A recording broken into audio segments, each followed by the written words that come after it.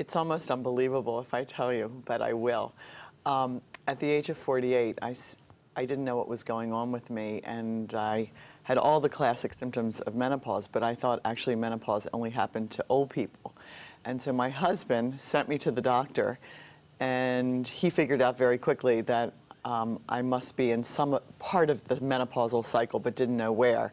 But when he took my bloods, he found out that I was actually postmenopausal, and that there really wasn't a trace of estrogen left in my body. And so the question is, you know, that I started to wonder is, could I open up the dialogue? Because I figured I wasn't the stupidest person on the earth, but I still didn't know that this was happening. And so I then started to research the brain and figured out what happens to women after menopause, and then I figured I could write a book about successful aging. Yeah, I mean, this is about grasping that second half of life.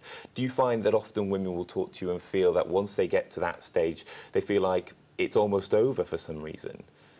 Yeah, I do. And I think the thing that we all have to think about is that menopause, you're only halfway through your life. And because we're all living a lot longer, if you're healthy today at 50, chances are you're going to live on average to 96, and that's just average. So you really have another 50 years to think about how you're going to live the second half of your life.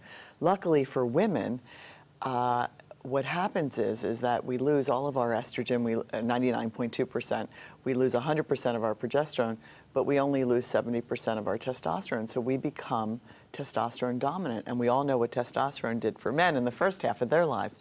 And so women start to focus outside the home. They don't focus so much on the nuance of conversation, and they really define themselves outside the home in the second half of their life. And that is a really important message, because we can then become maybe something different than we were in the first half of our lives, and really use that strength to take on new challenges and try new things, and really connect with the community, connect with new passions that we might have, and really add purpose into our lives.